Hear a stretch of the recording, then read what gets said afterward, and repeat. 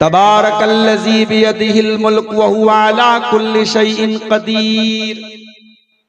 बहुत बरकत वाला है वो अल्लाह जिसके हाथ में सारी कायनात की बादशाहत है और जो हर चीज के ऊपर कादिर है। अल्लज़ी खलक़ल मौत वल हयात लियब्लुवकुम, जिसने पैदा किया मौत को और पैदा किया जिंदगी को, जिसने मृत्यु और जीवन का सिस्टम बनाया, जिसने मौत और जिंदगी को बनाया। लियब्लुवकुम, वो तुम्हारी परीक्षा लेना चाहता है, वो तुम्हारा इम्तिहान लेना चाहता है, वो तुम्हारा एग्जाम लेना चाहता है।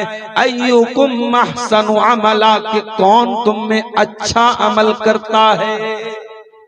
अल्लाह ने हमें और आपको परीक्षा लेने के लिए इस दुनिया में पैदा किया। हम इस दुनिया में परीक्षा दे रहे हैं, एग्जाम दे रहे हैं। और जब आदमी दुनिया में एग्जाम देने के लिए आया है तो इसका मतलब कि रिजल्ट भी मिलेगा। और वो रिजल्ट कब मिलेगा? कयामत के दिन मिलेगा। जी, दुनिया में हम और आप परीक्षा देने के लिए आए हैं और इस परीक्षा का रिजल्ट हमें कयामत के दिन मिलेगा। और कयामत के दिन हमें पता चलेगा कि कौन पास है और कौन फेल है, कौन नाकाम है और कौन कामयाब। ऐ दुनिया की दौलत को कामयाबी समझने वालों, ऐ दुनिया की जिंदगी को सब कुछ समझने वालों, ऐ आखिरत को भूल जाने वालों, तुम ये क्यों भूल जाते हो? ये दुनिया परीक्षा का समय है, इम्तिहान की घड़ी है। कल कयामत के दिन तुमको असल कामयाबी या नाकामी मिलेगी। कयामत के दिन पता चलेगा कौन सफल है, कौन असफल है, कौन कामयाब है, कौन नाकाम है। फरमाया कुल्लु नफ्सिन ज़ाइक़तुल मौत, हर नफ्स को मौत का मजा चखना है, सबको मरना है। किसी को बचपन में मर जाना है, किसी को जवानी में मरना है, किसी को बुढ़ापे में मरना है, किसी को बिस्तर पे मरना है, किसी को एक्सीडेंट में मरना है, किसी को बीमारी में मरना है। मरना तो सबको है। गरीबों पर अत्याचार करने वालों को भी मरना है, गरीबों के घरों को तोड़ने वालों को भी मरना है, जुल्म करने वाले जालिमों को भी मरना है। फिरौन भी मरा, नमरूद भी मरा, कारून भी मरा। कुल्लु नफ्सिन ज़ाइक़तुल मौत, हर नफ्स को मौत का मजा चखना है। व इन्नमा तुवफ़्फ़ौना उजूरकुम यौमल क़ियामह, लेकिन ऐ मेरे बंदो ये मत समझ लेना कि मरने के बाद कहानी खत्म हो जाएगी। नहीं नहीं, कयामत के दिन तुम्हारे अमल का तुमको पूरा पूरा बदला दिया जाएगा। तुमने दुनिया में जो पाप किए, जो पुण्य किए, जो नेकी की, जो बुराई की, तुमने जो अच्छे काम किए, जो पाप किए, सबका फल तुम्हें आखिरत में मिलेगा। व इन्नमा तुवफ़्फ़ौना उजूरकुम यौमल क़ियामह, तुम्हें कयामत के दिन तुम्हारे अमल का पूरा पूरा बदला दिया जाएगा। फमन ज़ुज़िया अनिन नारी व उदखिलल जन्नत फ़क़द फ़ाज़। तो ऐ मेरे बंदो, कयामत के दिन जिसको अल्लाह ताला जहन्नम की आग से बचा लेगा और जिसको अल्लाह ताला जन्नत में दाखिल करेगा, जिसके बारे में ये डिसीजन किया जाएगा, ये निर्णय किया जाएगा, ये फैसला किया जाएगा कि जहन्नम में नहीं जाएगा, ये जन्नत में जाएगा, वही कामयाब होने वाला है। वमल हयातुद दुनिया इल्ला मताउल गुरूर, और ये दुनिया तो बेवफा दुनिया है, ये धोखेबाज दुनिया है, धोखे का सामान है। तो कामयाबी तो असल उसी दिन पता चलेगी। और कामयाबी क्या है? कि हम और आप जहन्नम की आग से बच जाएं और जन्नत में दाखिल कर दिए जाएं। अब ये जहन्नम क्या चीज है? ये जहन्नम कैसी है? आइए जरा हम कुरान खोलते हैं, कुरान का 30वां पारा, कुरान का 30वां पारा खोलते हैं और देखते हैं कि जहन्नम का क्या नक्शा खींचा है अल्लाह ताला ने। इन्ना जहन्नम कानत मिरसादा, जहन्नम घात लगा करके बैठी है। घात समझते हैं? जो लोग शिकार करते हैं उनको मालूम है घात का मतलब क्या होता है। मिसाल के तौर पर कोई हिरन का शिकार करना चाहता है या नीलगाय का शिकार, मैं मिसाल दे रहा हूं, हमारे भारत में इलीगल है, इसको गलत वे में मत ले, मैं सिर्फ मिसाल दे रहा हूं। अब शिकार करने वाला जब जंगल में शिकार करने जाता है तो एक जगह वो सीक्रेट जगह बनाता है जहां वो छुप करके बैठा है कि जैसे ही यहां से हिरन गुजरेगा मैं बंदूक का ट्रिगर दबाऊंगा और हिरन पर हमला करूंगा। उस सीक्रेट जगह को घात बोलते हैं और अरबी में उसको मिरसाद बोलते हैं।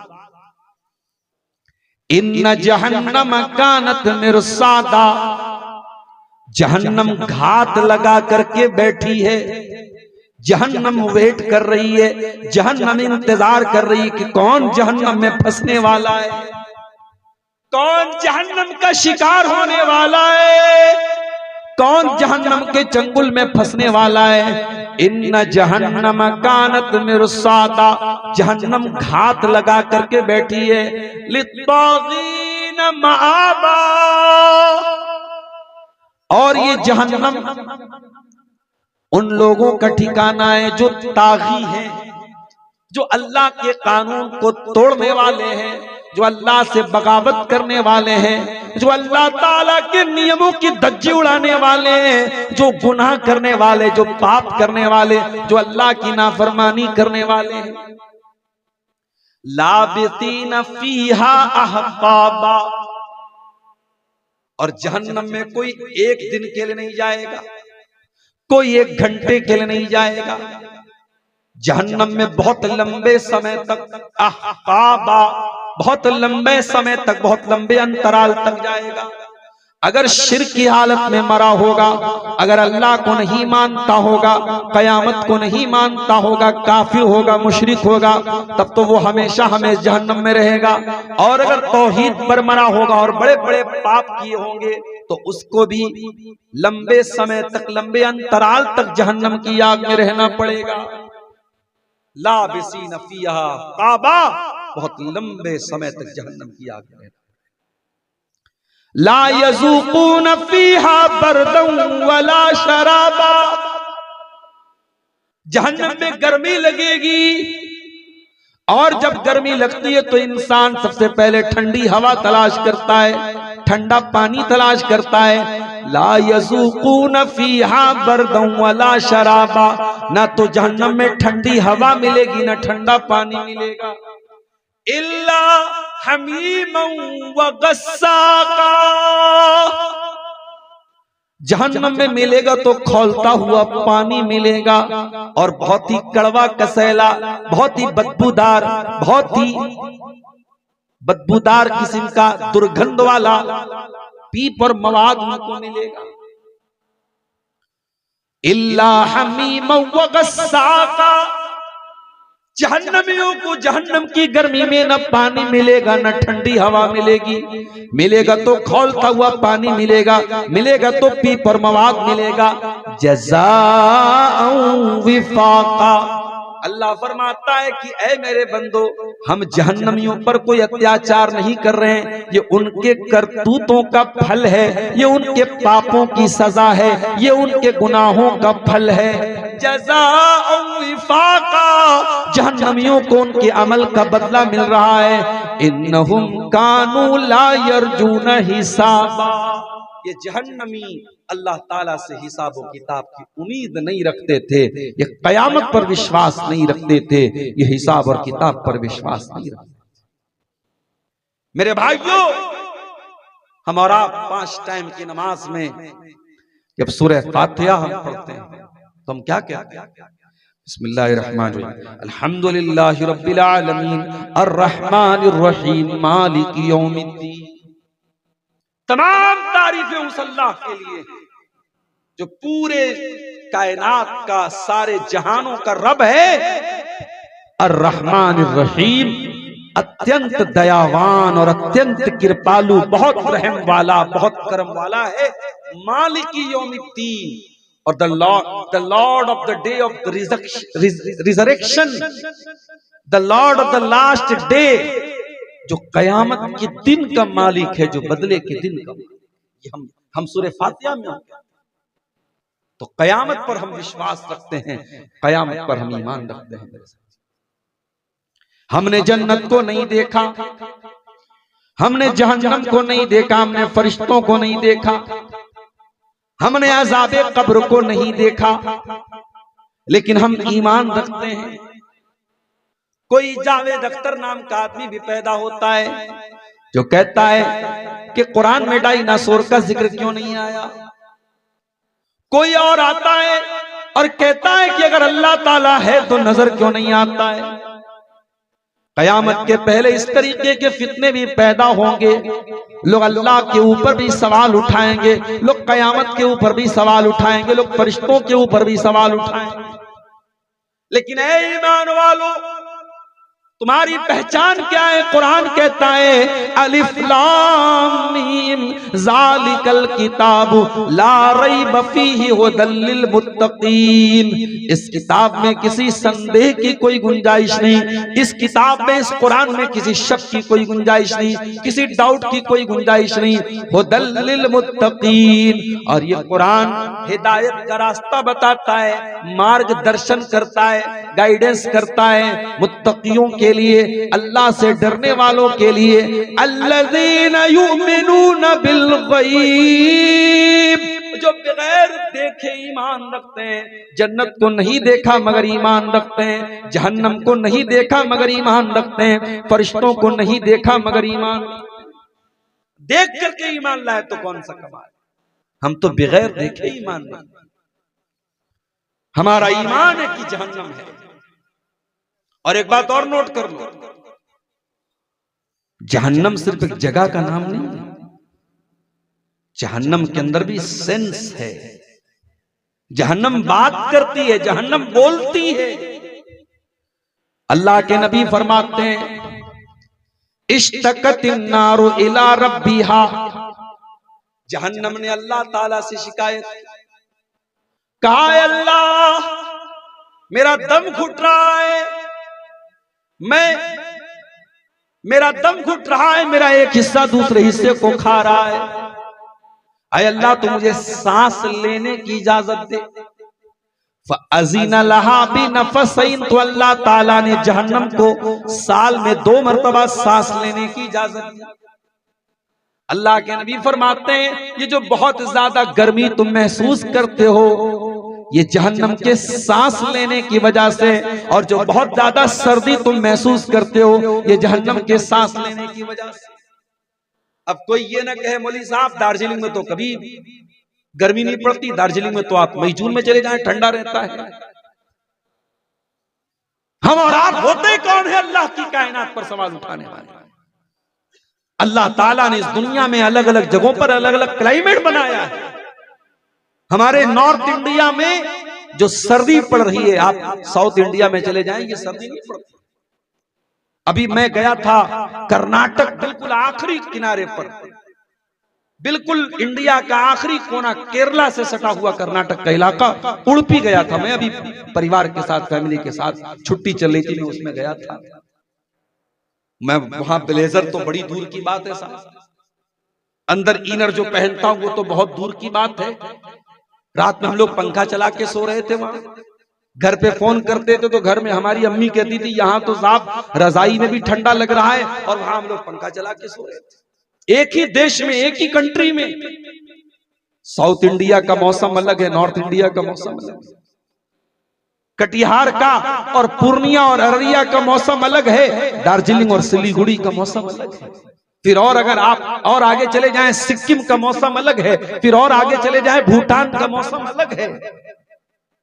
लेकिन एक बात तय है, मेरे नबी ने जो बात कही है हमें उस पर ईमान है कि जो गर्मी बहुत ज्यादा हम महसूस करते हैं ये जहन्नम के सांस लेने की वजह से है, और जो सर्दी बहुत ज्यादा हम महसूस करते हैं वो भी जहन्नम के सांस लेने। जहन्नम बात भी करेगी, वयौमा नक़ूलु लिजहन्नम हल इम्तलाति व तक़ूलु हल मिन मज़ीद। कयामत के दिन अल्लाह ताला जहन्नम से कहेगा क्या तू भर गई? तो जहन्नम कहेगी नहीं नहीं, अभी और भी गुंजाइश है। अभी मुझको और भी चाहिए। इसका मतलब जहन्नम बात भी करेगी, जहन्नम खोलती भी है, जहन्नम फुंकार भी मारती है। तकादु तमय्यज़ु मिनल गैज़, जहन्नम गुस्से के मारे फुंकार मारती है, जैसे सांप फुंकार मारता है जहन्नम भी फुंकार मारती है। तकादु तमय्यज़ु मिनल गैज़, करीब है कि जहन्नम गुस्से से फट पड़े। कुरान कह रहा है जहन्नम गुस्सा भी करती है। और कयामत के दिन जब जहन्नम को लाया जाएगा 70,000 लगाम पहना के लाए। अल्लाह अकबर। एक घोड़े को एक लगाम पहनाते हैं, घोड़ा बहुत खतरनाक जानवर होता है, उसको कंट्रोल करने के लिए एक लगाम पहनाते हैं। जहन्नम को 70,000 लगामें पहनाई जाएंगी और उसको कयामत के दिन लाया जाएगा।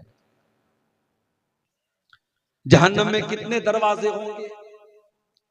लहा सबातु अब्वाबिन लिकुल्लि बाबिन मिनहा जुज़ुम मक़सूम, जहन्नम में 7 दरवाजे होंगे और हर दरवाजे के लिए अल्लाह ताला ने बांट दिया है, हर दरवाजे के लिए बांट दिया है। ये ज़िनाकारों का दरवाजा है, ये हराम खोरों का दरवाजा है, ये बेनमाजियों का दरवाजा है, ये घमंडियों का दरवाजा है, ये शराब पीने। अल्लाह ताला ने क्राइम के एतबार से, गुनाहों के एतबार से बंटवारा कर दिया है। 7 गेट होंगे जहन्नम के और हर गेट से कोई ना कोई। जहन्नम के अंदर जब लोग दाखिल होंगे एक एक करके नहीं जाएंगे, ग्रुप की शक्ल में जाएंगे। वसीक़ल लज़ीना कफ़रू इला जहन्नम ज़ुमरा, काफिरों को जहन्नम में हाँक करके लेके जाया जाएगा। ज़ुमरा, और ग्रुप बना करके, उनके झुंड बना बना करके जहन्नम में लेके जाया जाएगा। वसीक़ल लज़ीना कफ़रू इला जहन्नम ज़ुमरा हत्ता इज़ा जाऊहा फुतिहत अब्वाबुहा, जब जहन्नमी जहन्नम के दरवाजे पर पहुंचेंगे, जहन्नम का दरवाजा खोला जाएगा। वक़ाल लहुम खज़नतुहा अलम यातिकुम रुसुलुम मिर रब्बिकुम यतलूना अलैकुम आयाति रब्बिकुम व युनज़िरूनकुम लिक़ा यौमिकुम हाज़ा, जहन्नम के दारोगा कहेंगे, जहन्नम के रखवाली करने वाले फरिश्ते कहेंगे, ऐ जहन्नमियों, क्या तुम्हारे पास तुम्हारे रब की आयतें नहीं आई थी? क्या तुम्हारे पास अल्लाह के रसूल नहीं आए थे? क्या तुमको जहन्नम से डराया नहीं गया था? क्या तुमको जन्नत के बारे में बताया नहीं गया था? क़ालू बला वलाकिन हक़्क़त कलिमतुल अज़ाबि अलल काफ़िरीन, जहन्नमी कहेंगे नहीं नहीं, हमारे पास रसूल भी आए थे, हमारे पास किताबें भी आई थी, हमें बताया गया था जन्नत के बारे में, हमें बताया गया था जहन्नम के बारे में, मगर हमने इनकार करने को अपनी आदत बना लिया था। हम काफिर हो गए थे, हम इनकार करने वाले हो गए थे, और आज अल्लाह का अजाब हमारे ऊपर साबित हो गया और आज हमको जहन्नम की आग में जाना पड़ा। क़ील दुख़ुलू अब्वाब जहन्नम ख़ालिदीन फ़ीहा फ़बिइस मस्वल मुतकब्बिरीन, अल्लाह फरमाएगा जहन्नमियों तुम जहन्नम के गेट में दाखिल हो जाओ, तुम जहन्नम के गेट में प्रवेश करो। ऐ जहन्नमियों, अब तुम्हें जहन्नम में हमेशा रहना है, ये तकब्बुर करने वालों का ठिकाना है, मुतकब्बिरीन का ठिकाना है। इसका मतलब कि जो अहंकार करने वाले हैं, जो घमंडी लोग हैं, उनका ठिकाना जहन्नम। अच्छा, हम और आप जब सम्मान के साथ कहीं जाते हैं तो हमारी बड़ी इज्जत होती है। मैं कहीं जाता हूं तकरीर में, प्रोग्राम में, मुली साहब, शेख साहब लोग कार लेके, स्कॉर्पियो लेके, गाड़ी लेके आते हैं, शेख साहब आगे बैठ जाइए, फिर जब उतरते हैं बड़ी इज्जत लोग करते हैं, सम्मान देते हैं। और कभी आपने देखा है जब पुलिस किसी चोर को पकड़ के लेके जाती है, अपराधी को पकड़ के ले जाती है, कैसे लेके जाती है? घसीटते हुए लेके जाती है। जब मुजरिमों को जहन्नम में लेके जाया जाएगा तो कैसे लेके जाया जाएगा? फरमाया अल्लज़ीना युहशरूना अला वुजूहिहिम इला जहन्नम, इनको चेहरे के बल घसीट करके जहन्नम में लेके जाया जाए। इनको चेहरे के बल घसीट करके जहन्नम में लेकर के जाया जाएगा और कहा जाएगा, ओ जहन्नमियों, ये तुम्हारा ठिकाना है, ये जहन्नम तुम्हारा ठिकाना है, तुम्हें जलील हो करके यहां जाना है। चेहरे के बल घसीट करके जहन्नमियों को जहन्नम में लेके जाएगा। ऐ अल्लाह, जहन्नम की गहराई कितनी होगी। अल्लाह के नबी सहाबा के साथ बैठे हुए, अचानक एक जोरदार आवाज आपने सुनी। आपने सहाबा से फरमाया, अतदरूना मा हाज़ा, ऐ मेरे सहाबा, क्या तुम जानते हो कि यह आवाज कैसी आई? सहाबा ने कहा, अल्लाहु व रसूलुहु आलम, अल्लाह ज्यादा जानता है, रसूल ज्यादा जानते, हमें नहीं मालूम।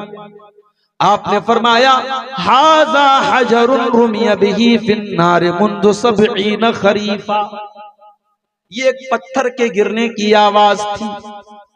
ऐ मेरे सहाबा, ये जो तुमने धमाके की आवाज सुनी है, ये एक पत्थर के गिरने की आवाज है जो 70 साल पहले जहन्नम में गिराया गया था।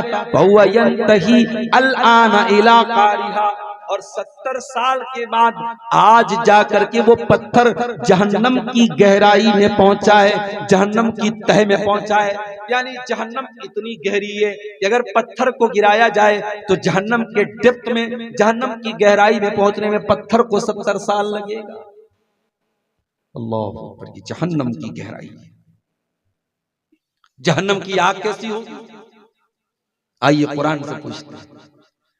या अय्युहल्लज़ीना आमनू कू अनफुसकुम व अहलीकुम नारा, ऐ ईमान वालो, बचाओ अपने आप को और बचाओ अपने परिवार को जहन्नम की आग से।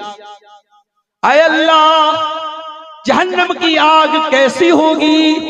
फरमाया, वक़ूदुहन्नास वल हिजारा, जहन्नम की आग इंसानों से जलेगी और गंधक के पत्थरों से जलेगी। गंधक के पत्थर बड़े खतरनाक होते हैं, बड़े ज्वलनशील होते हैं, बहुत जल्दी आग पकड़ लेते हैं। जहन्नम की आग पत्थरों से, गंधक के पत्थरों से जलेगी और इंसानों से जलेगी। अल्लाहु अकबर, जहन्नम की आग का ईंधन इंसान होंगे और पत्थर। अलैहा मलाइकतुन गिलाजुन शिदादुन ला यासूनल्लाह मा अमरहुम, और जहन्नम के जो दारोगा होंगे, जहन्नम के जो जेलर होंगे, जहन्नम के जो चौकीदार होंगे, वो बड़े सख्त किस्म के फरिश्ते होंगे। वो किसी के साथ कोई मुरव्वत नहीं करेंगे। वयफ़अलूना मा युअमरून, उनको जो आदेश मिलेगा वो आदेश का पालन करेंगे। वो अल्लाह ताला के हुक्म को फॉलो करेंगे, वो कोई मनमानी नहीं करेंगे। कभी दुनिया में कोई आग में जल जाए और आपको मौका मिले उसकी डेड बॉडी को देखने का, तो शायद आप नहीं देख पाए। कभी कोई एक्सीडेंट हो जाए, कोई गैस का सिलेंडर फट जाए और कोई आग में जल के मर जाए, तो कमजोर दिल और दिमाग का आदमी तो उसकी लाश को नहीं देख पाए। मेरे प्यारे भाइयों, दुनिया की आग में कोई जल जाए तो लाश देखने के काबिल नहीं बचती है, बॉडी देखने के काबिल नहीं बचती है। और अल्लाह के नबी फरमाते हैं, जहन्नम की आग, जहन्नम की आग दुनिया की आग से 69 गुना ज्यादा खतरनाक होगी, 69 टाइम ज्यादा खतरनाक होगी। सहाबा ने कहा, इन कानत लकाफियतन, ऐ अल्लाह के नबी, जलाने के लिए तो दुनिया की आग ही काफी थी। आपने फरमाया, इन्नहा फुज़िलत अलैहा बि69 जुज़आ, ऐ मेरे सहाबा, दुनिया की आग से 69 गुना ज्यादा खतरनाक जहन्नम की आग। जहन्नम की आग में कोई जलेगा, दुनिया की आग में कोई जलेगा, एक बार जलेगा, एक बार जलेगा, एक बार चमड़ी जलेगी, चमड़ी वाइट हो जाएगी, चमड़ी जल जाएगी। लोग कहेंगे, देखो ये जला हुआ इंसान है, इसको आग ने जला दिया है, इसके ऊपर खौलता हुआ पानी पड़ गया है, इसका शरीर देखो कैसा वाइट वाइट हो गया है। लोग ये बोलेंगे, मगर कुरान क्या कहता है, इन्नल्लज़ीना कफरू बिआयातिना सौफ नुस्लीहिम नारा, जो हमारी आयतों का इनकार करेंगे हम उनको जहन्नम की आग में डालेंगे। कुल्लमा नज़िजत जुलूदुहुम बद्दलनाहुम जुलूदन गैरहा, जब एक बार उनकी चमड़ी जल जाएगी हम नई चमड़ी चढ़ा देंगे, नई खाल चढ़ा देंगे, नई त्वचा चढ़ा देंगे, ताकि बार बार उनकी चमड़ी जले और बार बार जलने की तकलीफ में जहन्नम की आग। अच्छा, जहन्नमियों को भूख भी लगेगी, वो खाएंगे। फरमाया इन्नहा शजरतुज़ ज़क़्क़ूम, वो ज़क़्क़ूम का दरख्त खाएंगे। तलउहा कान्नहु रुऊसुश शयातीन, और ये ज़क़्क़ूम नाम का जो फल होगा ये देखने में इतना भयानक होगा जैसे शैतान का सर है, शैतान के सर की तरह। शैतान को देखा है क्या आप लोगों ने? बोलो भाई, शैतान को देखा नहीं है मगर इमेजिनेशन क्या है कि शैतान बड़ा भयानक है। हमारा तसव्वुर क्या कहता है, हमारा विचार क्या कहता है कि शैतान बड़ा भयानक है। अल्लाह ने फरमाया ज़क़्क़ूम का दरख्त शैतान के सर की तरह होगा। इन्नहा शजरतुन तख़रुजु फी अस्लिल जहीम, दुनिया का हर फल मिट्टी में निकलता है लेकिन जहन्नम ये एकलौता फल होगा जो आग में से निकलेगा, जो जहन्नम की आग में पलेगा बढ़ेगा। ये ज़क़्क़ूम का दरख्त दुनिया में कहीं नहीं होता है, ये होगा तो जहन्नम की जड़ में निकलेगा, जहन्नम के अंदर से। अल्लाह फरमाता है ये जहन्नमी उसी ज़क़्क़ूम का दरख्त खाएं, उसी कड़वे कसेले दरख्त को, उसके फल को खाएंगे जो पेट में जाकर के मरोड़ देगा उनके पेट को। सुम्मा इन्ना लहुम अलैहा लशौबम मिन हमीम, और फिर उसके ऊपर खौलता हुआ पानी उनको पिलाया जाएगा। आज जुमा का दिन था, शायद आपने जुमा की नमाज जब इमाम साहब के साथ पढ़ी होगी, इमाम साहब ने सूरह गाशिया की तिलावत अगर की होगी तो ये आयत भी आपने सुनी होगी, लैसा लहुम तामुन इल्ला मिन दरी, जहन्नमियों को कोई खाना नहीं मिलेगा सिवाय कांटेदार झाड़ियों के, सिवाय जरी के, सिवाय कांटेदार झाड़ियों के। ला युस्मिनु वला युगनी मिन जू, उस कांटेदार झाड़ी को खा कर ना बदन में कोई ताकत आएगी ना भूख मिटेगी, ये उनका खाना होगा। कांटेदार झाड़ी और पीपर मवाद। फरमाया वयुस्का मिम्मा इन सदीद, जहन्नमियों को पीपर मवाद पिलाया जाएगा। यतजर्रुहु, जैसे छोटे बच्चों को जब दवा पिलाते हैं तो ढक्कन में नहीं पिलाते, जो बेबी होता है, जो न्यूबॉर्न बेबी होता है, जो नवजात शिशु होता है, उसको डॉक्टर जब भी दवा देता है तो ड्रॉप में देता है। जहन्नमी भूख के मारे बेहाल हो जाएंगे, उनको पीप और मवाद पिलाया जाएगा। यतजर्रुहु, और वो ड्रॉप ड्रॉप पिएंगे, वो बूंद बूंद पिएंगे। यतजर्रुहु वला यकादु युसीगुहु, लेकिन वो इतना बदबूदार होगा, इतना कड़वा होगा कि वो घूट घूट करके, कतरा कतरा करके, ड्रॉप ड्रॉप करके भी पिएंगे, फिर भी उनके हलक के नीचे नहीं उतरेगा। वयातीहिल मौतु मिन कुल्लि मकान, और जहन्नमी मौत की दुआ करेंगे, मौत की तमन्ना करेंगे, मौत चारों तरफ से उनके पास आएगी। वमा हुआ बिमय्यित, लेकिन जहन्नमी मरेगा नहीं, मौत नहीं आएगी। जिंदगी मौत से भयानक होगी, मौत चारों तरफ से आएगी मगर जहन्नमी मरेगा, मौत नहीं आएगी।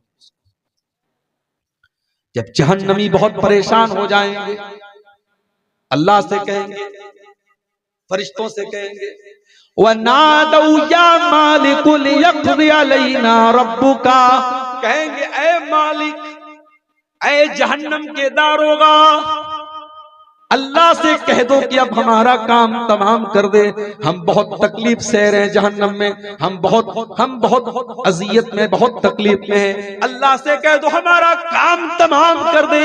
क़ाल इन्नकुम माकिसून, तो जहन्नम का दारोगा कहेगा नहीं नहीं, यू विल नेवर डाई, तुम्हें मौत नहीं आएगी, जहन्नम में मौत नहीं होगी, जहन्नम में मृत्यु नहीं होगी, तुम्हें यही रहना है, मरना नहीं है, मौत नहीं आएगी, मौत नहीं आएगी। जाड़े का मौसम है, मैं आपके घर पे आया, मेहमान बन के आया, आपने कहा शेख साहब ये कंबल ले लीजिए, ये रजाई ले लीजिए। मैं तकरीर करने आया, शाल ओढ़ के आया। जहन्नम के अंदर जब गर्मी लगेगी, आग लगेगी, तो क्या वहां पर भी कोई चादर वादर मिलेगी, कोई बिछौना मिलेगा, कोई बिस्तर मिलेगा? फरमाया लहुम मिन जहन्नम मिहाद, जहन्नमियों को आग का बिस्तर मिलेगा, वो आग पर सोएंगे, आग पर लेटेंगे। वमिन फौकिहिम गवाश, और आग ही को ओढ़ेंगे, आग पर लेटेंगे और आग को ओढ़ेंगे। दुनिया में कपड़े भी बड़े अच्छे अच्छे, जाड़े का मौसम आया हमने वूलन कपड़ा पहन लिया, गर्मी का मौसम आया कॉटन पहन लिया, बारिश का मौसम आया हमने रेनकोट पहन लिया। हमारी औरतें जो साड़ी पहनती, बनारस की साड़ी पहनती है, कपड़े की बड़ी क्वालिटी, मैं तो बनारस का रहने वाला हूं, कपड़े की क्वालिटी थोड़ा बहुत समझता हूं, जानता हूं, कपड़े में बड़ी क्वालिटी आती है। उसी बनारस में 500 रुपए की साड़ी भी मिल जाएगी आपको। और बॉलीवुड की किसी हीरोइन की शादी हुई थी, तो उसका जो लहंगा था वो 70 लाख का लहंगा भी गया था, बनारस से गया था, उसमें सोने की जरी से काम हुआ था। कपड़े की क्वालिटी होती है साहब। जहन्नमियों को कौन सा कपड़ा पहनाया जाएगा? रेशम पहनेंगे क्या? सिल्क पहनेंगे क्या? पहनेंगे वो? फरमाया फल्लज़ीन कफरू कुत्तियत लहुम सियाबुम मिन नार, जहन्नमियों को आग का कपड़ा काटा जाएगा, आग का कपड़ा उनको पहनाया जाएगा, उनको आग का कपड़ा काट के पहनाया जाएगा। युसब्बु मिन फौक़ि रूसिहिमुल हमीम, और उनके सरों के ऊपर खौलता हुआ पानी डाला जाएगा।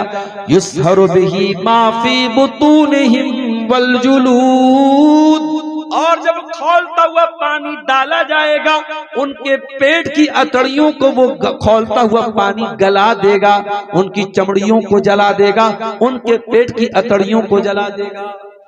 युसहरु बिही मा फी बुतूनिहिम वल जुलूद वलहुम मकामिउ मिन हदीद, और लोहे के हथौड़ों से उनको पीटा जाएगा। अल्लाह अकबर, ये जहन्नम। इसलिए मेरे भाइयों, जहन्नम से अल्लाह की पनाह तलब। कुछ नहीं पढ़ सकते तो ये दुआ पढ़ लिया करो, रब्बना आतिना फिद दुनिया हसना व फिल आखिरति हसना व क़िना अज़ाबन नार। ये दुआ तो सबको याद है। ऐ परवरदिगार, दुनिया में भलाई अता फरमा, आखिरत में भलाई अता फरमा, और जहन्नम की आग से हमको बचा। जब बंदा 3 मरतबा अल्लाह ताला से जहन्नम की पनाह मांगता है, जब अल्लाह ताला से 3 मरतबा ये दुआ करता है, अल्लाहुम्मा अजिरना मिनन नार, अल्लाहुम्मा अजिरना मिनन नार, अल्लाहुम्मा अजिरना मिनन नार, है अल्लाह तू जहन्नम की आग से हमको बचा ले, है अल्लाह तू जहन्नम की आग से हमको बचा ले, है अल्लाह तू जहन्नम की आग से हमको बचा ले। अल्लाह के नबी फरमाते कि जहन्नम अल्लाह ताला से कहती है अल्लाह तेरा बंदा बार बार तुझसे जहन्नम की पनाह मांग रहा है अल्लाह तू जहन्नम से इसको बचा ले। पनाह मांगा करो मेरे प्यारे साथी जहन्नम की आग से। कुरान कहता है बुद्धिमान लोग कौन है, वाइज लोग कौन है, चतुर लोग कौन है, जीनियस लोग कौन है। इन्न फी खल्क़िस समावाति वल अर्दि वख्तिलाफिल लैलि वन नहार लआयातिल लिउलिल अलबाब। जमीन व आसमान के अंदर और रात और दिन के अंदर अक्लमंदों के लिए, जीनियस लोगों के लिए, बुद्धिमान लोगों के लिए निशानियां हैं। अय अल्लाह बुद्धिमान कौन लोग हैं? फरमाया अल्लज़ीना यज़्कुरूनल्लाह क़ियामन व क़ुऊदन व अला जुनूबिहिम, जो खड़े होकर के अल्लाह को याद करते हैं, जो बैठ करके अल्लाह को याद करते हैं, जो लेट करके अल्लाह को याद करते हैं। व यतफक्करून फी खल्क़िस समावाति वल अर्ज़, और जमीन व आसमान के ऊपर गौर करते हैं। और जब गौर करते हैं तो क्या कहते हैं? रब्बना मा खलक़्ता हाज़ा बातिला सुब्हानका फ़क़िना अज़ाबन नार। ऐ अल्लाह, इतनी बड़ी दुनिया तूने बेकार नहीं बनाया। ऐ अल्लाह, इस दुनिया को तूने एक मकसद के लिए बनाया, अपनी इबादत के लिए बनाया, अपनी तौहीद के लिए बनाया। ऐ अल्लाह, हमको भी तौहीद पर चलने वाला बना दे, अपनी इबादत करने वाला बना दे, हमको जहन्नम की आग से बचा ले। ये दुआ करते हैं बुद्धिमान। आपको भी ये दुआ करनी चाहिए मेरे साथ। कुरान का 19वां पारा उठाओ, अल्लाह अपने स्पेशल बंदों का जिक्र करता है। अल्लाह के स्पेशल बंदे कौन है? फरमाया व इबादुर रहमानिल्लज़ीना यमशूना अलल अर्दि हौना, मेरे स्पेशल बंदे वो हैं जो जमीन के ऊपर नरम चाल चलते हैं। वइज़ा खातबहुमुल जाहिलूना क़ालू सलामा, और जब जाहिलों से उनका सामना होता है तो सलाम कह करके आगे बढ़ जाते हैं। वल्लज़ीना यबीतूना लिरब्बिहिम सुज्जदन व क़ियामा, और अल्लाह के स्पेशल बंदे रात रात भर सजदा करते हैं, रात रात भर क़याम करते हैं, तहज्जुद पढ़ते हैं। वल्लज़ीना यक़ूलूना रब्बना स्रिफ अन्ना अज़ाब जहन्नम इन्ना अज़ाबहा काना गरामा, और अल्लाह के स्पेशल बंदे अल्लाह से दुआ करते हैं, अल्लाह तू जहन्नम की आग से हमको बचा ले। इन्ना अज़ाबहा काना गरामा, जहन्नम का अजाब तो बड़ा दर्दनाक है, जहन्नम का अजाब तो इंसान से चिपक जाने वाला है। ये है जहन्नम। अब आइए हम जरा कुरान और हदीस खोलते हैं और हम जानने की कोशिश करते हैं वो कौन से पाप हैं, वो कौन से गुनाह हैं, वो कौन से गलत काम हैं जो जहन्नम की आग में लेके जाने वाले हैं। आइए जरा हम कुरान और हदीस का मुताला करते हैं। कुरान कहता है इन्नहु मन युशरिक बिल्लाहि फ़क़द हर्रमल्लाहु अलैहिल जन्ना व मअवाहुन नार व मा लिज़्ज़ालिमीन मिन अंसार, जो अल्लाह के साथ शिर्क करेगा, जो शिर्क की हालत में मर जाएगा, उसका ठिकाना जहन्नम है, उसके ऊपर जन्नत हराम है, उसको कोई बचाने वाला नहीं होगा। सबसे बड़ा गुनाह जो जहन्नम में लेके जाने वाला है अल्लाह के साथ शिर्क। क्या मतलब अल्लाह के साथ शिर्क करना? अल्लाह का दर्जा किसी और को दे। गरीब नवाज अल्लाह है, किसी और को गरीब नवाज बना देना। मुश्किलों को हल करने वाला मुश्किल कुशा अल्लाह है, हजरत अली को मुश्किल कुशा कहना। सबकी मदद करने वाला गौसे आजम अल्लाह है, शेख अब्दुल कादिर जिलानी को गौसे आजम कहना। सबको औलाद देने वाला अल्लाह है, किसी बाबा के बारे में यकीदा रखना कि ये औलाद देता है। नफा नुकसान का मालिक अल्लाह है, किसी लाल काले पीले धागे पर अकीदा रखना कि ये धागा पहनेंगे तो मुसीबत नहीं लगेगी, नजर नहीं लगेगी, बीमारी नहीं आएगी। ये तमाम की तमाम चीजें शिर्क है मेरे प्यारे। और ये भी याद रखो, जो काम अल्लाह के लिए किया जाता है वो काम गैरुल्लाह के लिए करना हराम है, शिर्क।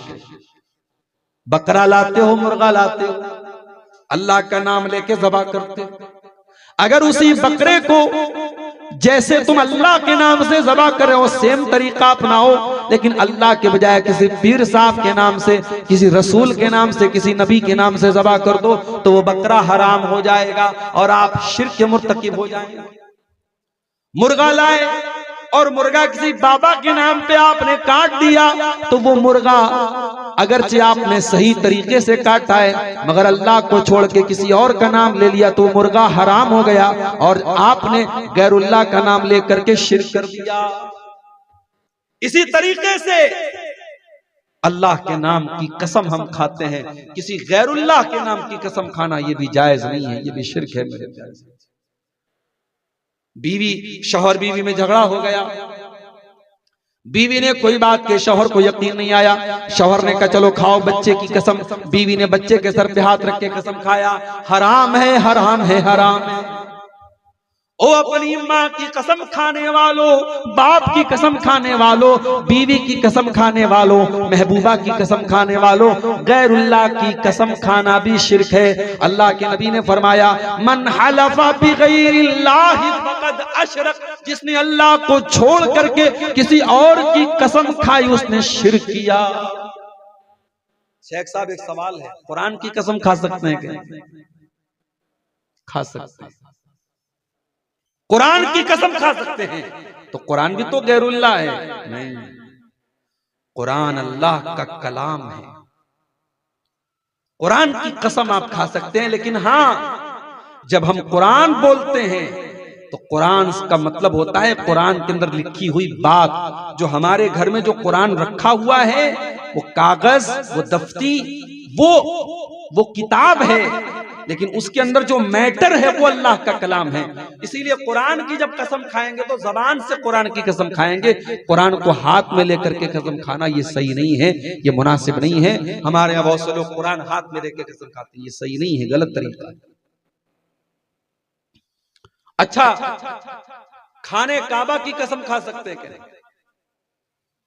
है किसी को जवाब मालूम है? आपने बोलबेन कि ना बोलबेन? काबा की कसम भी आप नहीं खा सकते, क्योंकि काबा अल्लाह का घर है, अल्लाह की इबादत का घर है। आप काबा की कसम भी नहीं खा सकते, आप रब्बे काबा की कसम खाएंगे, काबा की कसम नहीं खाएंगे। अल्लाह के नबी की कसम भी नहीं खा सकते, किसी नबी के नाम की, किसी रसूल के नाम की, किसी पीर के नाम की, किसी बाबा के नाम की कसम नहीं खा सकते।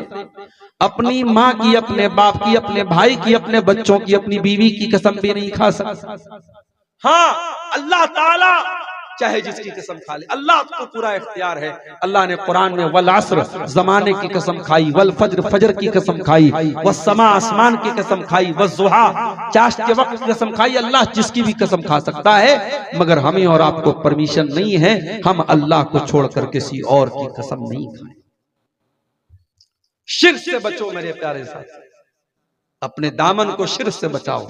सबसे बड़ा पाप अल्लाह के साथ शिर्क करना। हजरत अबू हुरैरा अल्लाह के नबी के पास आए, कहा अल्लाह के नबी अय्युज़ ज़म्बि आज़म इंदल्लाह, सबसे बड़ा पाप क्या है? अल्लाह के नजदीक सबसे बड़ा गुनाह क्या है? आपने फरमाया अंतजाला लिल्लाहि निद्दम व हुवा खलक, सबसे बड़ा गुनाह ये है कि तुम अल्लाह के बराबर किसी को बना दो, जबकि तुम्हें पैदा करने वाला अल्लाह है, तुम्हें बनाने वाला अल्लाह है, और तुम अल्लाह के बराबर किसी को ठहरा दो, ये सबसे बड़ा पाप है। पूछा है अल्लाह के नबी सुम्मा अय्युन, उसके बाद दूसरा सबसे बड़ा गुनाह क्या है? आपने फरमाया अन तक़तुला वलदक खशियत अन यतममाक, अपनी औलाद को कत्ल करो इस डर से कि वो तुम्हारे साथ खाएगी। औलाद को कत्ल करना हराम है। मौलवी साहब, औरत के पेट में गर्भ है, एबॉर्शन करवाया जा रहा है, जायज है कि नाजायज है? नाजायज। मसला याद रखो, अगर औरत के पेट में हमल है तो उसको कत्ल करना भी उतना ही बड़ा गुनाह है जितना बच्चा पैदा होने के बाद। हाँ, कभी ऐसी सिचुएशन आ जाए कि औरत की जान खतरे में है और डॉक्टरों ने कह दिया है कि अगर डिलीवरी होगी तो औरत की जान खतरे में पड़ जाएगी। बच्चे का पैदा होना औरत के लिए बहुत रिस्की है। उस सूरत में, उस कंडीशन में फिर शरीयत का वो कानून यहां पे लागू होगा कि जब दो चीजें इकट्ठा हो जाएं और दोनों में खतरा है, तो जिसमें कम खतरा है, जिसमें छोटा नुकसान है, वो काम कर लिया जाएगा। जब माँ और बच्चे दोनों की जान को खतरा हो तो माँ के जीवन को बचा लिया जाए, वरना आम कंडीशन में माँ के पेट में औलाद को कत्ल करना ये हराम है, नाजायज। फैमिली प्लानिंग के नाम पे आपको इजाजत नहीं है कि आप जो है हमल ठहरने के बाद पेट में बच्चे को मार दें। अगर प्रेगनेंसी ठहर चुकी है, हमल ठहर चुका है, तो फिर उसको मारने की इजाजत नहीं। फिर पूछा है अल्लाह के नबी, तीसरा सबसे बड़ा गुनाह क्या है? आपने फरमाया अंतुजानिया हलीलता जारिक, अपने पड़ोसी की बीवी के साथ जिना करो। क्या मतलब? पड़ोसी का नाम क्यों लिया? जिना तो किसी भी औरत के साथ हराम है। अल्लाह के नबी ने पड़ोसी का नाम क्यों लिया? क्योंकि पड़ोसी का बहुत हक होता है हमारे ऊपर। जिस तरीके से अपनी इज्जत व आबरू की रक्षा हम करते हैं, पड़ोसी की भी इज्जत व आबरू की रक्षा हमारी जिम्मेदारी है। अगर हमने पड़ोसी की बीवी के साथ जिना किया है तो ये डबल गुनाह है, ये दोहरा गुनाह है। हमने जिना, जिसने भी पड़ोसी की बीवी के साथ जिना किया उसने जिना का भी पाप किया और उसने पड़ोसी के साथ विश्वासघात किया, पड़ोसी के भरोसे का खून किया। इसीलिए अल्लाह के नबी ने फरमाया अंतुजानिया हलीलता जारिक, अपने पड़ोसी की बीवी के साथ जिना करना ये तीसरा बड़ा पाप है। तो सबसे बड़ा पाप क्या है? अल्लाह के साथ शिर्क करना, ये इतना बड़ा पाप है। कुरान कहता है मा काना लिन्नबिय्यि वल्लज़ीना आमनू अन यस्तगफिरू लिलमुशरिकीना वलौ कानू उली कुर्बा।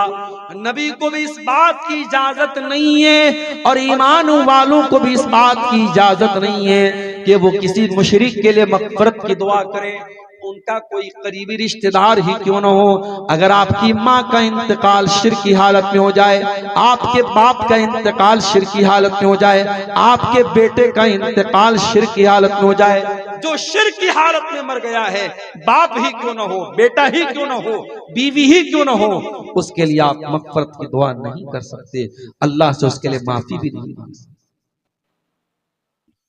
अल्लाह के नबी अपनी माँ की कब्र पर आए, सहाबा भी साथ में थे। वो माँ, जिस माँ को अल्लाह के नबी ने 6 साल की उम्र में खो दिया था, पैदा हुए तो बाप नहीं और 6 साल की उम्र में माँ भी चली गई।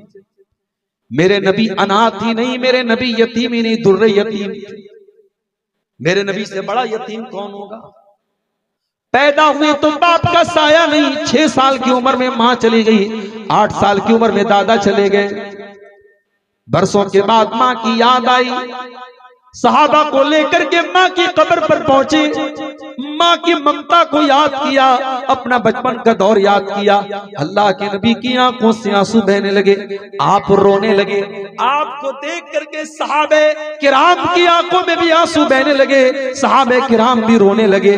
आपने फरमाया इस्ताज़नतु रब्बी अन अस्तगफिर लि उम्मी फलम युज़न ली। ऐ मेरे सहाबा, मैंने अल्लाह ताला से इजाजत मांगी थी, मैं अपनी माँ की मग़फ़िरत की दुआ करना चाहता हूँ, अल्लाह ने मुझको इजाजत नहीं दी। फिर मैंने अल्लाह से इजाजत मांगी कि मैं अपनी माँ की कब्र पे जाना चाहता हूँ, तो अल्लाह ने मुझको इजाजत दे दी। तो तुम भी अपनी माँ की कब्र पे या कब्रिस्तान पे जाया करो, क्योंकि कब्रिस्तान जाने से आखिरत की याद आती है।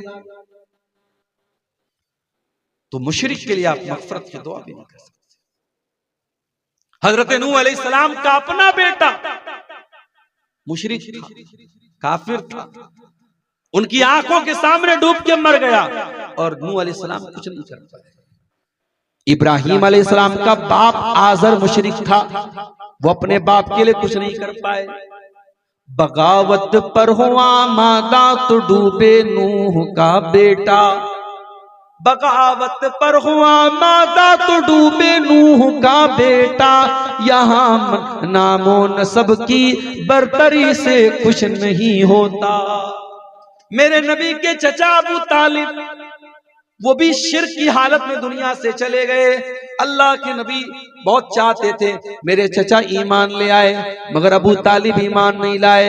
अबू तालिब के किस्से ने हकीकत खोल कर रख दी, न हो आंखें तो घर की रोशनी से कुछ नहीं होता। नबी से या वली से या किसी से कुछ नहीं होता। मेरे प्यारे साथियों, मुशरिक के लिए मगफरत की दुआ करने की भी इजाजत नहीं है। अपने बच्चों के अकीदे की भी चिंता किया, अपने बच्चों को तौहीद सिखाओ, उन्हें बताओ हमारा रब अल्लाह है और अल्लाह के सिवा किसी की इबादत करना जायज नहीं है। अपने बच्चों को बचपन से तौहीद सिखाओ। सीमांचल के आज बहुत सारे लड़के जयपुर में, बेंगलोर में, मुंबई में, गुजरात में काम करते हैं और मैं जानता हूं जब वो अपने घर वालों से दूर होते हैं, उनको दूसरा माहौल मिलता है, सोसाइटी मिलती है, तो बहुत सारी ऐसी चीजों में वो इन्वॉल्व हो जाते हैं जो गलत होती हैं, हराम होती हैं, नाजायज। मेरे भाइयों, अपने बच्चों को इतना मजबूत बना दो, वो जयपुर जाएं, वो बेंगलोर जाएं, वो मुंबई जाएं, वो गुजरात जाएं, वो सऊदी जाएं, वो दुबई जाएं, वो कहीं भी चले जाएं, अपने ईमान पर कायम रहे, अपनी तौहीद पर कायम रहे। अल्लाह के नबी 8 साल के बच्चे को सिखाते हैं, इज़ा सअल्त फसअलिल्लाह। ऐ अब्दुल्लाह बिन अब्बास, ऐ मेरे चचा के बेटे, ऐ मेरे बच्चे, जब भी सवाल करना अल्लाह से सवाल करना। वइज़स्तअनत फस्तइन बिल्लाह, और जब भी तू मदद मांगना तो अल्लाह से मदद मांगना। और ऐ मेरे बच्चे याद रख, अगर सारी दुनिया मिल करके तुझे कोई फायदा पहुंचाना चाहे तो नहीं पहुंचा सकती, सिवाय उसके जो अल्लाह ताला ने तेरी तकदीर में लिख दिया है। सारी दुनिया मिल करके तुझे कोई नुकसान पहुंचाना चाहे तो नहीं पहुंचा सकती, सिवाय उसके जो अल्लाह ताला ने तेरी तकदीर में लिख दिया है। रुफ़ियतिल अक़लाम व जफ़्फ़तिस सुहफ़, ऐ बच्चे तकदीर का कलम सूख चुका है, तकदीर का कलम उठाया जा चुका है, तकदीर लिखी जा चुकी है, अब तकदीर में चेंजिंग नहीं होगी। जो तेरी तकदीर में लिखा है उससे ज्यादा तुझको मिलने वाला नहीं है। 8 साल के बच्चे को अल्लाह के नबी तौहीद सिखा रहे। मेरे भाइयों, हम और आप कहां खड़े हैं? अब तो धीरे धीरे मदरसे भी बड़ी तेजी से मदरसे बंद हो रहे हैं। हमें गैरों से क्या शिकायत है? हम तो खुद अपने मदरसों को आज बंद करने की कगार पे चल रहे हैं।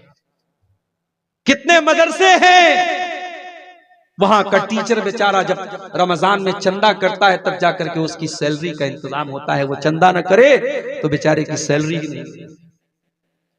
बंगाल में हमारे एक दोस्त हैं, हर साल बेंगलोर साइड में साउथ इंडिया में चंदा करने जाते हैं, धूप में खड़े रहते हैं कई घंटे। रमजान में जब मुझसे मुलाकात होती है तो कभी कभी आंखों में आंसू आ जाता है। कहते हैं मौलाना बड़ी मजबूरी का काम है, बड़ी बातें सुनना पड़ता है, बड़ा जलील होना पड़ता है, मगर क्या करें, मजबूरी हमारी, हम चंदा ना करें हमारी तनख्वाह भी नहीं मिली।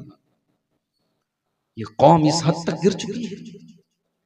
अपने आलिमों को आपने, अपने कुरान पढ़ाने वाले उलमा को और टीचरों को आपने इतना जलील कर दिया, उनको लोगों के दरवाजों पे भीख मांगने पर मजबूर कर दिया। छोटे छोटे बच्चे बेचारे वो ऑटो लेकर के और टोटो लेकर के वो चंदा कर रहे हैं, और तब जाकर के उन मदरसे में पढ़ने वाले बच्चों के अनाज का और उनके धान का और उनके खाने का इंतजाम हो रहा है। हमें हुकूमतों से क्या रोना, हमें गैरों से क्या रोना, इन मदरसों को बंद करने के जिम्मेदार तो हम खुद होते चले जा रहे हैं। याद रखो, ये मदरसे जब तक चल रहे हैं तौहीद की आवाज बंद नहीं होगी इंशाअल्लाह। ये मदरसे जब तक बाकी हैं, ला इलाहा इल्लल्लाह और मोहम्मद रसूलुल्लाह की सदाएं बुलंद होती रहेंगी। और जिस दिन ये मदरसे भी बंद हो गए, आपका बच्चा अंग्रेजी तो बहुत अच्छी बोलेगा, घर में आएगा गुड मॉर्निंग मम्मा, गुड इवनिंग पापा, गुड आफ्टरनून डैडी, ये सब बोलेगा, मगर आपका बच्चा अल्लाह के बारे में कुछ नहीं जानेगा, रसूल के बारे में कुछ नहीं जानेगा, ईमान के बारे में कुछ नहीं जानेगा। तो सबसे बड़ा जो गुनाह है, जो जहन्नम में लेके जाने वाला है, वो शिर्क है मेरे प्यारे साथी। और आगे बढ़िए, वमन यकफुर बिल ईमान फक़द हबिता अमलुहु, जो ईमान लाने के बाद काफिर हो जाए। अच्छा, काफिर का मतलब क्या होता है? काफिर का मतलब बहुत सारे हिंदू भाई, हमारे गैर मुस्लिम भाई, काफिर का मतलब गाली समझते हैं कि गाली दे रहे हैं हमको। अरे नहीं भाई, कोई गाली नहीं है। काफिर का मतलब डिसबिलीवर, ना मानने वाला। मोमिन का मतलब मानने वाला, मोमिन का अपोजिट काफिर। मोमिन मतलब बिलीवर और काफिर मतलब डिसबिलीवर। मोमिन मतलब मानने वाला, विश्वास रखने वाला, आस्था रखने वाला, और काफिर का मतलब ना आस्था रखने वाला, आस्था ना रखने वाला, ना मानने वाला। ये कोई गाली नहीं है, लेकिन हाँ, अगर कोई काफिर है, अल्लाह को नहीं मानता है, रसूल को नहीं मानता है, कयामत को नहीं मानता है और उसी हालत में वो मर जाएगा, तो कुरान क्या कहता है, वमन यकफुर बिल ईमानी फक़द हबिता अमलुहु व हुवा फिल आखिरति मिनल खासिरीन।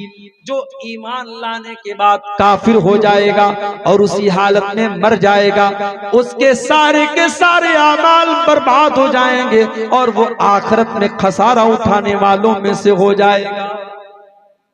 तो जैसे शिर्क बहुत बड़ा पाप है, वैसे ही कुफ्र भी बहुत बड़ा पाप है। इसीलिए हम लोग ईमान लाते हैं।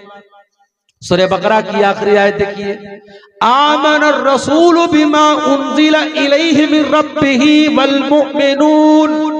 रसूल भी ईमान लाए और ईमान वाले भी ईमान लाए। कुल्लुन आमना बिल्लाहि व मलाइकतिही व रुसुलिही। अल्लाह पर भी ईमान लाए, फरिश्तों पर भी ईमान लाए, रसूलों पर भी ईमान लाए। ला नुफर्रिकु बैन अहदिम मिन रुसुली।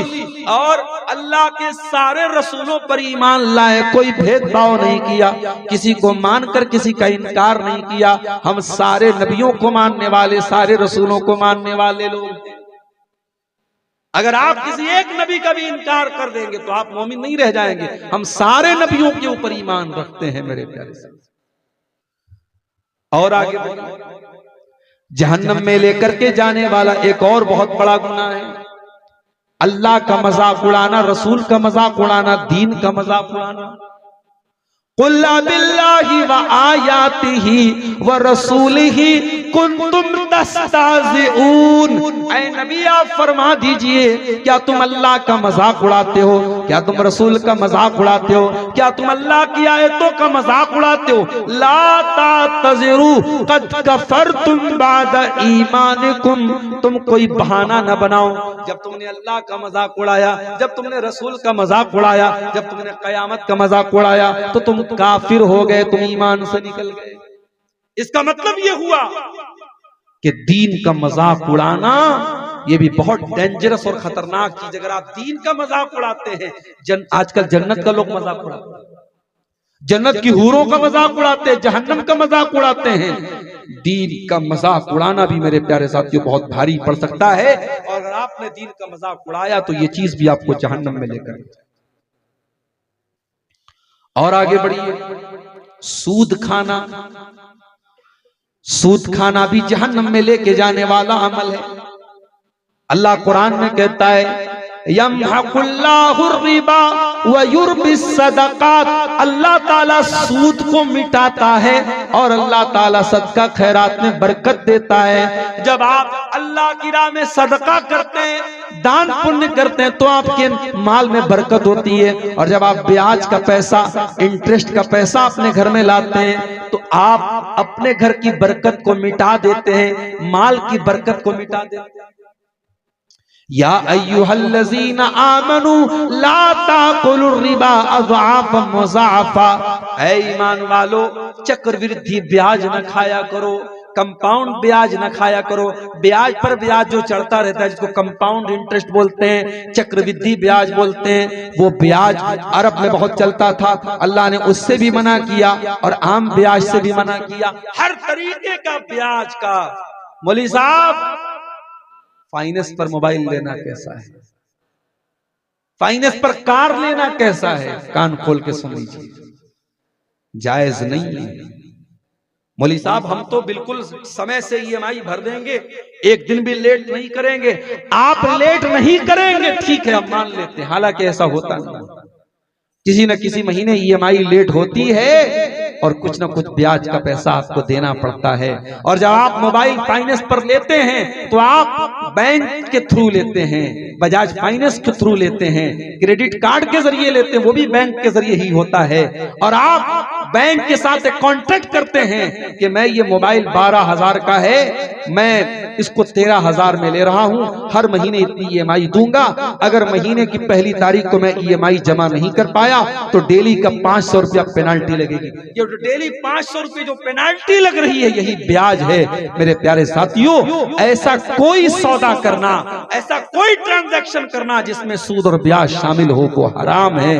अल्लाह के नबी फरमाते हैं लान अल्लाहु आकिल रिबा व मुकिलहु व कातिबहु व शाहिदै। सूद खाने वाले पर भी अल्लाह की लानत, सूद खिलाने वाले पर भी अल्लाह की लानत, सूद लिखने वाले पर भी अल्लाह की लानत, सूद की गवाही देने वाले पर भी अल्लाह की लानत। और आपने फरमाया वहुम सवा, सब बराबर हैं, सब बराबर हैं, खाने वाला, खिलाने वाला, लिखने वाला सब बराबर हैं। लिहाजा सूद की हर शक्ल हराम है। और आगे जहन्नम में लेकर के जाने वाला एक और बहुत बड़ा गुनाह जिना करना, शर्मगाह का गलत इस्तेमाल करना। वला तक़रबु ज़िना, ऐ मेरे बंदो तुम जिना के करीब भी न जाना। इन्नहु काना फाहिशतन व साअ सबीला, ये बहुत बुरा काम है, बहुत गंदा रास्ता है, तुम जिना के करीब भी न जाना। अल्लाह के नबी फरमाते हैं अलैनानि ज़िनाहुमन नज़र, आंखों का जिना गलत चीजों को देखना है। ओ इंस्टाग्राम की रील पर नंगी वीडियोस देखने वालों, ओ फेसबुक के ऊपर बेहुदा वीडियोस देखने वालों, ओ दिन रात अधूरे कपड़े पहन करके नंगी औरतों के मुजरे देखने वालों, तुम आंखों का जिना कर रहे हो। वल उज़नान ज़िनाहुमल इस्तिमा, और कानों का जिना गंदी चीजों को सुनना है। वल लिसानु ज़िनाहुल कलाम, और जबान का जिना गलत चीजों को जुबान से निकालना है। वल यदु ज़िना हल बच्चू, और हाथ का जिना गलत चीजों को टच करना है। वर्रिजलु ज़िना हल खुता, और पैरों का जिना गलत चीजों की तरफ चल के जाना है।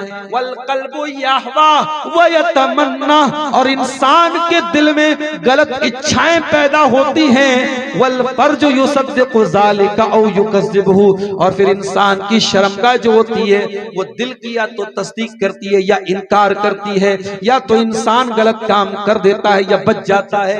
इसका मतलब ये हुआ कि जो अपनी आंखों की हिफाजत नहीं करेगा, जो कानों की हिफाजत नहीं करेगा, जो जबान की हिफाजत नहीं करेगा, जो हाथ और पैर की हिफाजत नहीं करेगा, वो जिना से उसका बचना बहुत मुश्किल है। मेरे प्यारे साथी, जिना हराम है, जहन्नम में लेके जाने वाला है। अल्लाह के नबी को एक मर्तबा ख्वाब में बहुत सारे अजाब का मंजर दिखाया गया। आपने ख्वाब में देखा, और ये बात भी याद रखो कि अल्लाह के नबी का जो ख्वाब होता है वो भी सच्चा होता है। आपको ख्वाब में रियल दिखाया जाता है। आपने ख्वाब में देखा कि एक तंदूर है, और उस तंदूर में कुछ मर्दों औरत नंगे लटके हुए, उल्टे लटके हुए, और जहन्नम की आग का शोला उनकी शर्मगाह के अंदर दाखिल होता है, और वो बिलबिलाने लगते हैं, चिल्लाने लगते हैं। आपने पूछा मन हाउला, ये कौन लोग हैं? फरिश्तों ने कहा हाउलाई ज़ुनात व ज़वानी, ऐ अल्लाह के नबी ये ज़िनाकार मर्द औरत है, ये ज़िनाकार, ये ज़िना करने वाले मर्द औरत हैं जिनकी शर्मगाहों में जहन्नम की आग का शोला डाला जा रहा है। अल्लाह अकबर। ये आग का अज़ाब या तो कब्र में दिया जा रहा है या जहन्नम में दिया जाएगा, जो अल्लाह के नबी को ख्वाब में दिखाया जाएगा। इसीलिए कुरान कहता है वला तक़रबु ज़िना, जिना के करीब मत जाओ। नबी अकरम से पूछा गया सबसे ज्यादा जहन्नम में लोग क्यों जाएंगे? आपने फरमाया अल फम वल फर्ज, जबान की वजह से जाएंगे, शर्मगाह की वजह से जाएंगे। इसीलिए अल्लाह के नबी ने फरमाया दो चीजों की गारंटी ले लो, मैं तुम्हें जन्नत की गारंटी देता हूँ। एक अपनी जबान की गारंटी ले लो, एक शर्मगाह की गारंटी ले लो। और इसीलिए ज़िना से रोकने के लिए इस्लाम ने मर्द को हुक्म दिया कुल्लिल मोमिनीना यग़ुद्दू मिन अब्सारिहिम, ऐ मर्दो अपनी निगाहों को नीचे रखो, व यहफ़ज़ू फ़ुरूजहुम, और अपनी शर्मगाह की हिफाजत करो। और औरत को हुक्म दिया गया वला युबदीना ज़ीनतहुन्ना, औरत अपनी खूबसूरती को गैर मर्दों के सामने जाहिर न करे।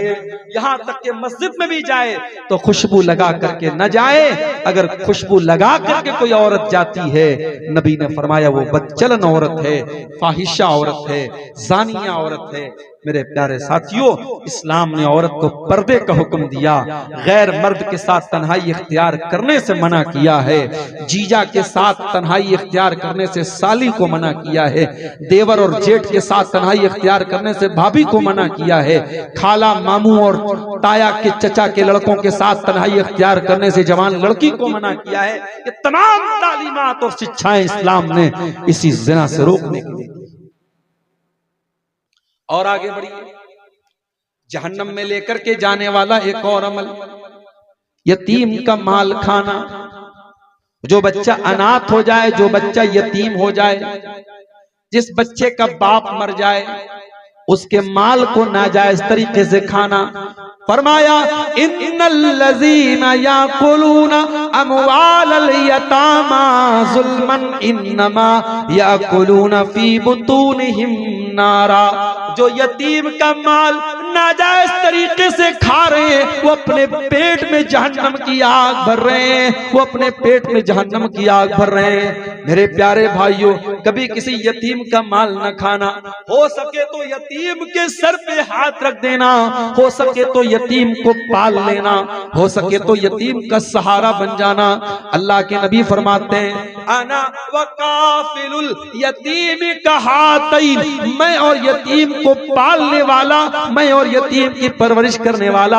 आपने दोनों उंगलियों से इशारा करके फरमाया जैसे दोनों उंगलियां एक दूसरे से बिल्कुल करीब करीब हैं, मैं और यतीम से पालने वाला जन्नत में एक दूसरे के करीब रहे। तो यतीम का हक कभी मत मारना, यतीम का हक मारने वाला भी जहन्नम की आग में। एहसान जताने वाला, किसी के साथ नेकी करने के बाद कभी एहसान न जताना। अल्लाह के नबी फरमाते हैं ला यदखुलुल जन्नता अल मन्नान वल आक व मुदमिनुल खम्र। 3 लोग ऐसे हैं जो जन्नत में नहीं जाएंगे, एहसान जताने वाला, एहसान जताने वाला, रिश्तों को तोड़ने वाला, और शराब की जिसको लत लग गई हो, शराब की का जो आदी हो, जो पाबंदी से शराब पीता हो, कभी उसने जहालत में आकर के कभी नशा कर लिया, सच्ची तौबा कर ली, उसका मामला अलग है। लेकिन जो शराब का आदी है, अभी मैं दोपहर में नेपाल में था, जब नेपाल से इंडिया हम लोग आने लगे तो बॉर्डर पर देखा कि बाकायदा मशीन के जरिए वो मुंह चेक कर रहा है, इसमें फूक मारिए, फूक मार के तो पता लग जाता था कि शराब इंसान पी के आया है कि नहीं पी के आया है। तो अभी नेपाल से भी जो लोग बिहार में आ रहे हैं, इंडिया में आ रहे हैं, उनको भी ये चेक कर रहे हैं कि शराब तो नहीं पिए हैं। ये शराबबंदी जो बिहार में लागू है, उसकी वजह से बहुत सारे एक्सीडेंट रुक गए बिहार में, और बहुत सारी घटनाएं रुक गई। मेरे प्यारे साथियों, ये शराब का जो नशा होता है, ये भी जहन्नम की आग में लेके जाने वाला। इसीलिए कुरान कहता है या अय्युहल्लज़ीना आमनू इन्नमल खम्रु वल मैसिरु वल अंसाबु वल अज़लामु रिज्सुम मिन अमलिश शैतान। ऐ ईमान वालो, शराब, जुआ और पासे के तीर और गैरुल्लाह के आस्ताने, ये सारी की सारी चीजें गंदी हैं, ये शैतान का काम है। फजतनिबूहु, इनसे बचो, लअल्लकुम तुफ्लिहून, तभी तुम कामयाब हो सकते हो। इन्नमा युरीदु शैतानु अन युक़िया बैनकुमुल अदावत वल बग़दा फिल खम्र वल मैसिर। शैतान तो यही चाहता है शराब और जुआ के जरिए तुमको आपस में लड़ा दे। आज कितने झगड़े हो रहे हैं शराब के नशे की वजह से और जुए की वजह से। आज इसी जुए के चक्कर में आपके कितने नौजवान तबाह हो गए, अपनी माँ के जेवरों को बेच दिया, अपने बाप का मकान तक गिरवी रख दिया। आज ये जुआ, ऑनलाइन जुआ, सट्टेबाजी का जुआ, ड्रीम 11 का जुआ, क्रिप्टो करेंसी का जुआ, ये जुआ की जितनी शक्लें हैं मेरे प्यारे साथियों, ये सब की सब हराम हैं। और कुरान कह रहा है कि शैतान तो यही चाहता है शराब और जुए के जरिए तुमको लड़ा दे। वयसुद्दकुम अन ज़िक्रिल्लाह व अनिस सलाह, और तुमको अल्लाह ताला के जिक्र से रोक दे, तुमको नमाज से रोक दे। फहल अंतुम मुंतहून, तो ऐ मेरे बंदो, तुम शराब और जुआ को छोड़ोगे या नहीं छोड़ोगे? तो शराब भी बहुत गंदी चीज है और जहन्नम में लेके जाने वाली चीज। और आगे बढ़िए, गीबत करना, चुगली करना। अल्लाह के नबी ने फरमाया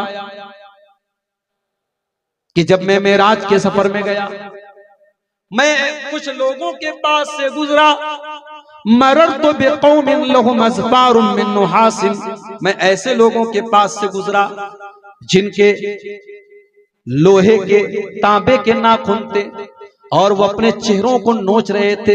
यख्मिशून बिही वुजूहहुम व सुदूरहुम, वो अपने तांबे के नाखूनों से अपने सीनों को खरोच रहे थे, अपने चेहरों को नोच रहे थे। मैंने पूछा ये कौन लोग हैं जिब्रील? बताया गया हाउलाइल्लज़ीन यक़ऊन फी आराज़िन नास, ऐ अल्लाह के नबी ये गीबत करने वाले लोग हैं, ये दूसरों की इज्जत व आबरू पर हमला करने वाले लोग हैं। ऐ अल्लाह के नबी ये दूसरों की इज्जत तो आबरू के पीछे पड़ने वाले लोग हैं। ओ मेरी प्यारी माँ बहनों, जबान की हिफाजत करना, गीबत न करना, चुगली न करना। ये गीबत और चुगली भी आपको जहन्नम की आग में लेके जा सकती है। अल्लाह के नबी ने एक मर्तबा हजरत मुआज इब्ने जबल से कहा था कि ऐ मुआज इब्ने जबल, क्या मैं तुझको पूरे दीन का खुलासा न बता दूं? कहा कि अल्लाह के नबी जरूर बता दीजिए। आपने जबान की तरफ इशारा करके फरमाया कि ऐ मुआज, जबान पर काबू पा लेना, जुबान पर कंट्रोल कर लेना। हजरत मुआज इब्ने जबल ने कहा अल्लाह के नबी क्या लोग अपनी जबान की वजह से भी जहन्नम की आग में जाएंगे? आपने फरमाया वहल युकब्बुन नासु अला मनाखिरिहिम इल्ला हसाइदा अलसिनतिहिम, ऐ मुआज इब्ने जबल लोग अपनी नाक के बल घसीट करके जहन्नम की आग में इसी जबान की वजह से जाएं। तो जबान भी जहन्नम में लेके जा सकती है मेरे साथ। और आगे बढ़िए, हराम कमाई, जुए की कमाई, सूद की कमाई, भाई की जायदाद हड़प ली, बहन का हिस्सा हड़प लिया, हराम कमाई आपके घर में आएगी। अल्लाह के नबी फरमाते मा नबत लहमुन मिन सुहतिन, जिस बदन के अंदर हराम की कमाई जाएगी, जिस शरीर के अंदर हराम की कमाई जाएगी, फन्नारु औला बिही, वो शरीर जहन्नम की आग में जाएगा। हराम की कमाई अगर घर में आएगी, इबादतें कबूल नहीं होंगी, हज और उम्रा कबूल नहीं होगा, रोजा कबूल नहीं होगा, ज़कात कबूल नहीं होगा। अल्लाह के नबी फरमाते हैं एक आदमी बड़ा लंबा सफर करके आता है, सफर करके आता है, बाल भी उसके मैले कुचैले, कपड़े भी उसके मैले कुचैले, हाथ उठा उठा के दुआ करता है या रब्बे कह के दुआ करता है। व मतमू हराम व मलबसहू हराम व मशरबहू हराम, उसका खाना हराम कमाई का, उसका पानी हराम कमाई का, उसका कपड़ा हराम कमाई का। फअन्ना युस्तजाबु लिज़ालिक, ऐसे इंसान की दुआ कहां से कबूल होगी? अगर चाहते हो कि दुआएं कबूल हो, मुस्तजाब दावत बनना चाहते हो, तो कमाई को हलाल कर लो मेरे प्यारे साथियों, और हराम कमाई को अपने घर में आने दो। और आगे बढ़िए, जहन्नम में लेकर के जाने वाला एक और अमल है दयूस हो जाना। जिस घर का भाई बेगैरत हो जाए, जिस घर का बाप बेगैरत हो जाए, जिस घर का शौहर बेगैरत हो जाए, बीवी बेपर्दा घूमे, बहन बेपर्दा घूमे, बेटी बेपर्दा घूमे, बाप को कोई फर्क ना पड़े, शौहर को कोई फर्क ना पड़े, भाई को कोई फर्क ना पड़े, तो कान खोल के सुन लो। अल्लाह के नबी फरमाते हैं तीन ऐसे बदनसीब होंगे कयामत के दिन, अल्लाह ताला न तो उनको देखेगा, न उनसे बातचीत करेगा, न उनको पाक और साफ करेगा। नंबर आपने फरमाया अलाकुल वालिदै, अपने माँ बाप को सताने वाला। नंबर 2 अलमरअतुल मुतरजिला, मर्दों की नकल करने वाली औरत। और नंबर 3 अद्दयूस, बेगैरत मर्द, अल्लज़ी युक़िर्रु फी अहलिहिल खुबुस, जिसके घर में बेहयाई हो रही, उसको कोई फर्क ना पड़ रहा हो, जिसके घर में बेहयाई हो रही हो और उसको कोई फर्क ना पड़ रहा हो, वो बेगैरत आदमी भी जहन्नम की आग में जाएगा मेरे साथ। ओ मेरी प्यारी माँ बहनों, आपसे भी एक बात कहना चाहता हूं, जलसे में आप आती हैं, बहुत अच्छी बात है। हर जगह जलसे में औरतों का इंतजाम नहीं होता है, आपके यहाँ है, बहुत अच्छी बात है। मैं बार बार सीमांचल में ये भी बोलता हूं, मस्जिदों में भी औरतों का इंतजाम कीजिए, जुमा में भी औरतों का इंतजाम कीजिए। दीन सीखने का काम मर्दों के साथ साथ औरतों को भी करना है। लेकिन ऐ मेरी प्यारी माँ और बहनों, जब आप जलसे में आए, मस्जिद में आए, जुमा में आए, तो एक बात याद रखिए, आप पर्दे में आए, आप ऐसा कोई कपड़ा पहन करके ना आए जिस कपड़े से आपका शरीर नजर आ रहा हो। अगर आपने कोई ऐसी साड़ी पहनी जिससे आपका पेट या पीठ नजर आ रही है तो वो भी हराम है। मैं पूरे तौर पे साड़ी को हराम नहीं बोल रहा हूं, लेकिन अगर साड़ी ऐसी है, उसका ब्लाउज ऐसा है कि औरत का आधा पेट नजर आ रहा है, आधी पीठ नजर आ रही, तो फिर वो साड़ी भी हराम है। मेरे प्यारे साथ, अल्लाह के नबी फरमाते हैं मेरी उम्मत के अंदर ऐसी औरतें भी आएंगी जो जहन्नम में जाएंगी। उनकी पहचान क्या होगी? फरमाया वनिसाउन कासियातुन आरियातुन, कपड़ा पहनने वाली होंगी लेकिन नंगी होंगी। ऐसा कैसे हो सकता है? कपड़ा भी है और नंगी भी है। शायद जब अल्लाह के नबी ने ये हदीस सुनाई थी, सहाबा को उतनी समझ में नहीं आई जितनी आज हमको समझ में आ रही है। आज औरत के शरीर पे कपड़ा है और कपड़ा होने के बावजूद औरत का शरीर नजर आ रहा है। कपड़ा इतना पारदर्शी, इतना ट्रांसपेरेंट है, इतना दुबला, इतना उसके बदन की जो बनावट उसको दिखा रहा है, इतना टाइट है कि कपड़ा पहन करके भी औरत नंगी है। वनिसाउन कासियातुन आरियातुन मुमीलातुन माइलातुन, कपड़ा पहनने के बावजूद नंगी होंगी, गैर मर्दों को अपनी तरफ आकर्षित करेंगी और खुद भी उनकी तरफ आकर्षित होंगी। रुऊसुहुन्न कास्निमतिल बुख्तिल माइला, उनके सर के ऊपर बुख्ती ऊंट के कुहान की तरह हेयर स्टाइल होगा।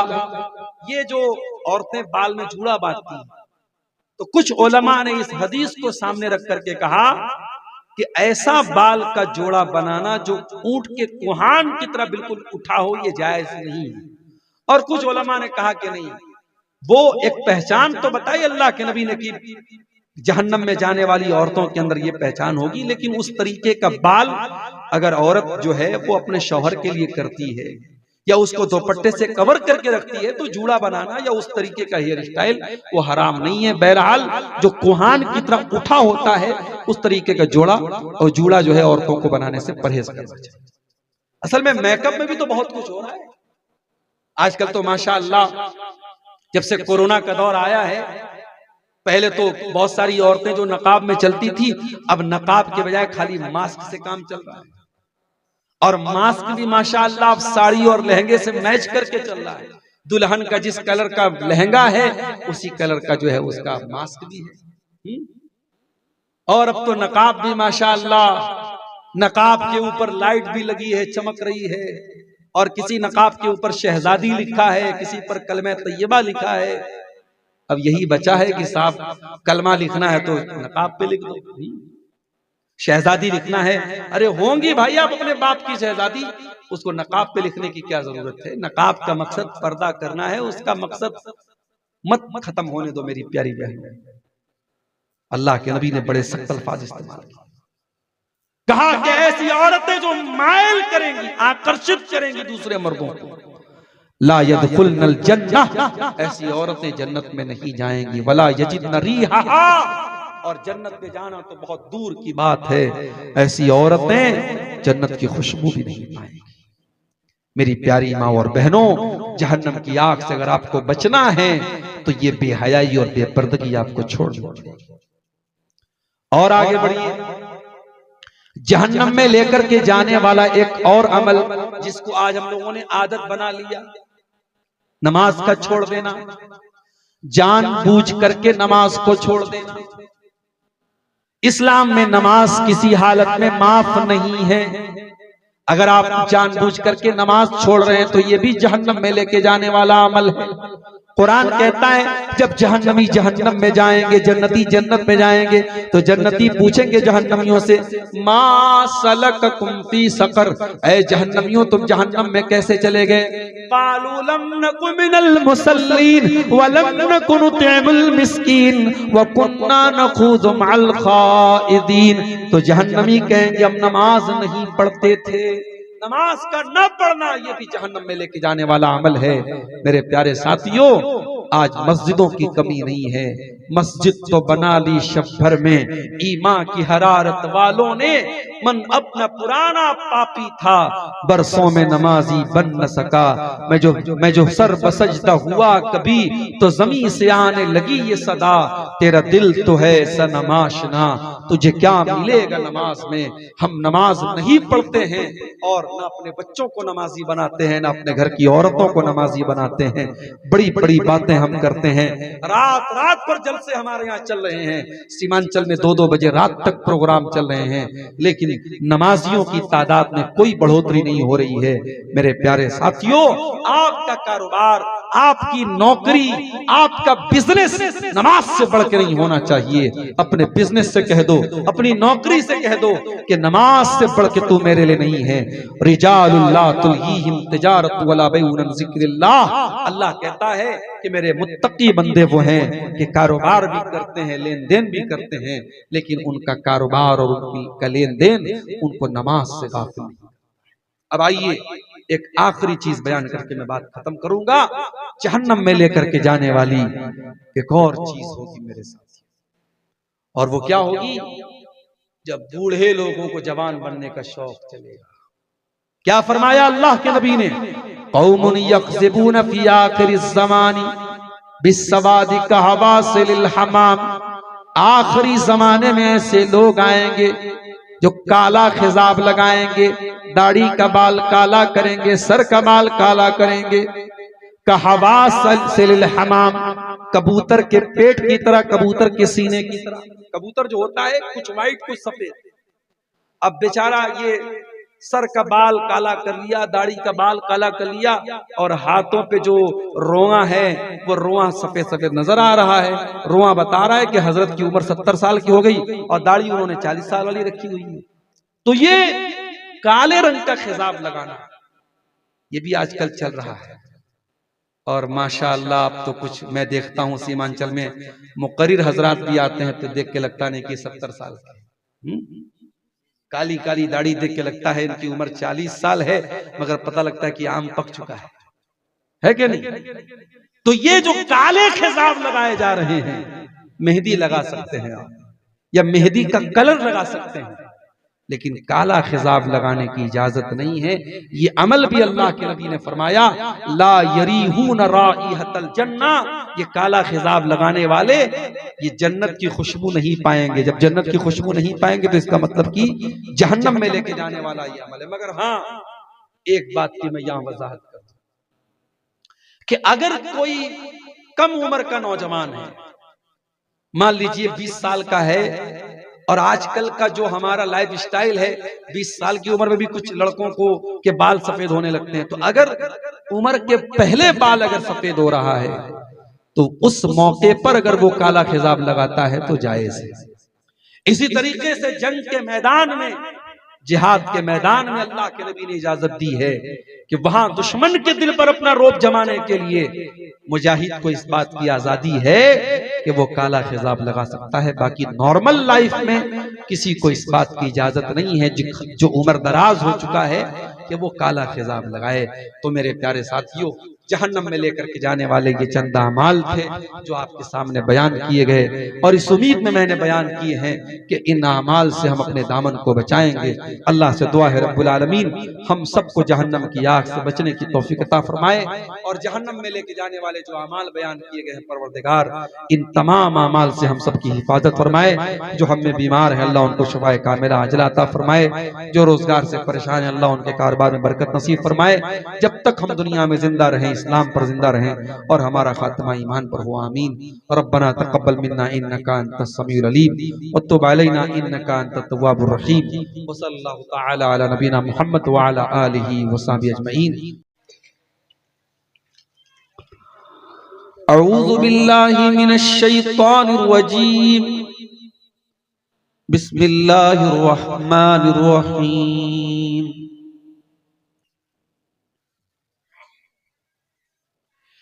इन्न जहन्नम कानत मिरसादा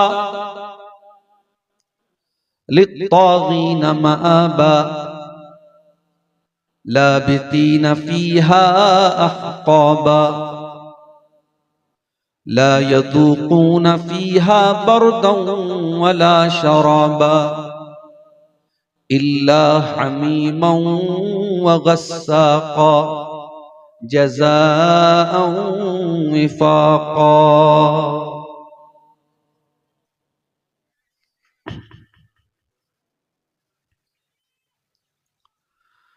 मालिक तू हमारा है, खालिक तू हमारा है, बंदों को तेरे या रब तेरा ही सहारा है। मालिक तू हमारा है, खालिक तू हमारा है, बंदों को तेरे या रब तेरा ही सहारा है। कश्ती भी है तूफान में, रहबर भी नहीं कोई, मंजिल से है ना वाकिफ ना कोई किनारा है। हर सिमत अंधेरा है, जाए तो किधर जाए, ठोकर जो लगी हमको। क्या बदतमीजी कर रहे हो ये बच्चे, इस बच्चे को यहां से भगाइए। क्या बदतमीजी कर रहे हो जी तुम यहां बैठ के? यहां पहली लाइन में बैठ के क्यों बकवास? पीछे जाओ, चलो।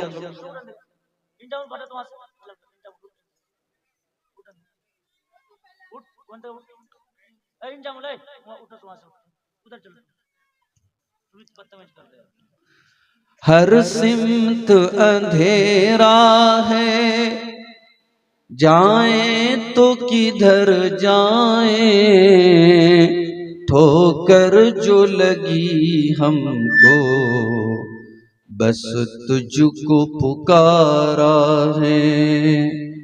ये शम्सो कमर या रब झुकते हैं तेरे आगे, कुदरत से तेरी रोशन हर एक सितारा है।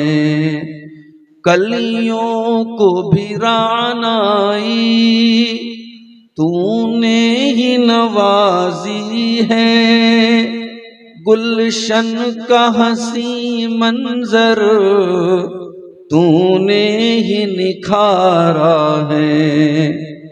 मुर्दा थी ज़मीं सारी तूने ही जिलाई है, तू ही ने तो बरसाई ये अमृत की धारा है। आसी है तेरे या रब तूने जो नहीं बख्शा, दुनिया में भी जिल्लत है, उक़बा में खसारा है। तेरे ही लिए जीना, तेरे ही लिए मरना, तू मुझसे जो राजी हो हर जख्म गवारा है।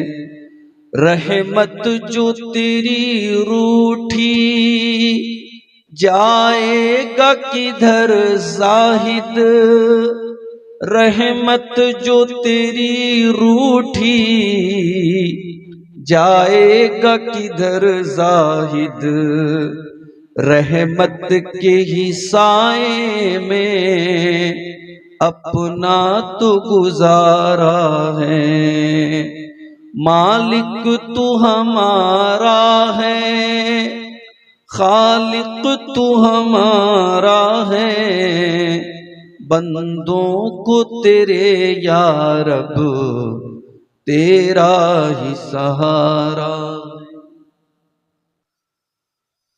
मोहतरम उलमाए किराम, बुजुर्गों और दोस्तों, नौजवान साथियों, माँओं और बहनों, प्यारे बच्चों, आज का ये इजलास आम जिसकी तारीख काफी पहले से मुतय्यन थी और आज मैं अपने मामूल के खिलाफ आमतौर से सीमांचल में मैं बिल्कुल टाइम से पहुंचता हूं। मैं पहले ही आपके गांव में आ गया और जलसा कमेटी ने जब इसरार किया कि शेख आप चल करके स्टेज पर थोड़ी देर बैठ जाएं ताकि लोगों को यकीन हो जाए कि आप आए हैं, तो मैं थोड़ी देर के लिए तकरीबन 8 साढ़े 8 बजे के करीब में स्टेज पर भी आया था। मुझे बताया गया कि आप का नंबर 11 बजे के आसपास आ जाएगा, जलसा बहुत लंबा नहीं चलाना है। लेकिन मेरा ख्याल है कि 12 क्रॉस हो चुके हैं, 12:15 बज रहे हैं और मौसम भी सर्दी वाला है, ठंडक का मौसम है और बड़ी देर से आप हजरात बंगला जुबान की तकरीरें भी सुन रहे थे और जिस मकसद के लिए ये प्रोग्राम हुआ है, आप ताउन भी और अपना चंदा, या जिसे आप लोग अपनी जबान में दान कहते हैं, सदका और खैरात कहते हैं, वो भी आप अल्लाह के फजलो करम से दे रहे थे।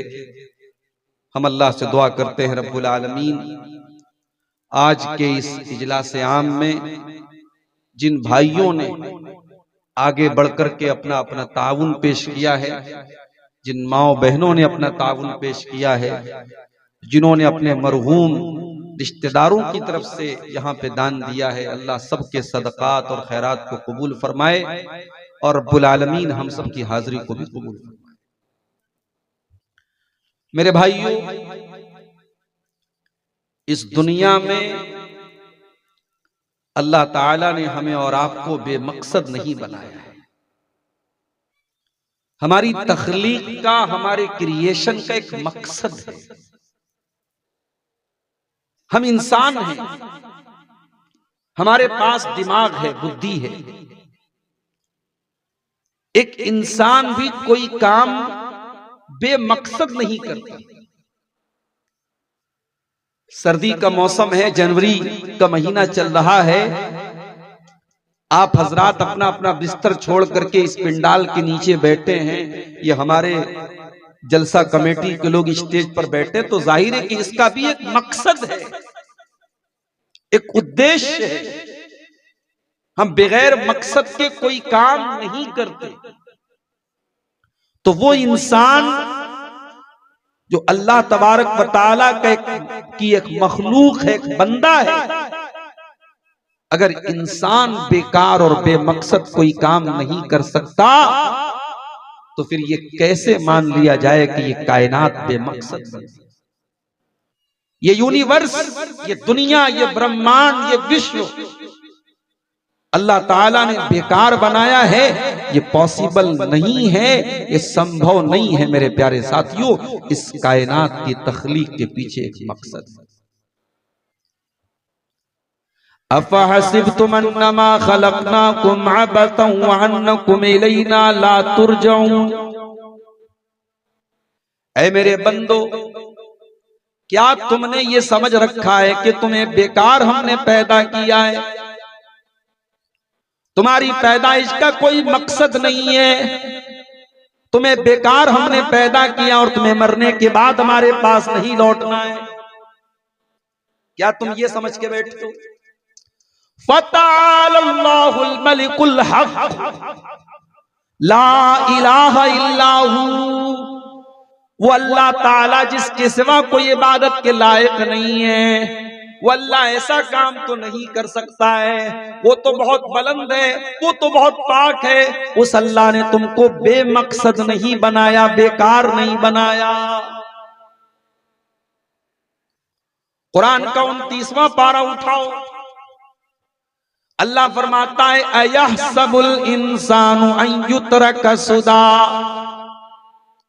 ऐ इंसान क्या तू ये समझता है तुझे बेकार पैदा किया गया है, तेरे पैदा करने का कोई मकसद नहीं है। अलम यकुन नुतफतम मिन मनिय्यिन युमना, ऐ इंसान तू अपनी पैदाइश के ऊपर गौर कर, तुझे अल्लाह ताला ने नुतफा से एक हकीर पानी के कतरे से, मनी के कतरे से तुझको पैदा किया है। सुम्मा कान अलकतन फखलक फसव्वा, फिर अल्लाह ताला ने उस हकीर पानी के कतरे को एक जमा हुआ खून बना दिया। तू अपनी माँ के पेट में 9 महीने रहा, अल्लाह ने तेरा चेहरा बनाया, तेरी बॉडी बनाई, तेरा शरीर बनाया। तुम काना अलकतन फखलक फसव्वा फजअल मिनहु ज़ौजैनि ज़कर वल उन्सा, 9 महीने का टाइम पूरा हुआ, तू दुनिया में जन्म लेता है, माँ के पेट से तेरी पैदाइश होती है, तू मेल या फीमेल बनकर, तू पुरुष या नारी बनकर, तू लड़का या लड़की बनकर के दुनिया में जन्म लेता है। वो अल्लाह जो एक हकीर पानी के कतरे से 9 महीने के बाद तुझे जीता जागता इंसान बना सकता है, अलैसा ज़ालिका बिक़ादिरिन अला अन युह्यिल मौता, क्या वो अल्लाह इस बात पर कादिर नहीं है कि तुझे कयामत के दिन दोबारा मरने के बाद तुझे दोबारा जिंदा करे, तो तुझसे हिसाब व किताब ले और कयामत कायम करे? क्या वो अल्लाह इस बात पर कादिर नहीं? मेरे भाइयों, अल्लाह ने हमें और आपको एक मकसद के तहत पैदा किया है, और वो मकसद क्या है? आइए इस सवाल का जवाब भी हम कुरान के 29वें पारे में तलाश करें।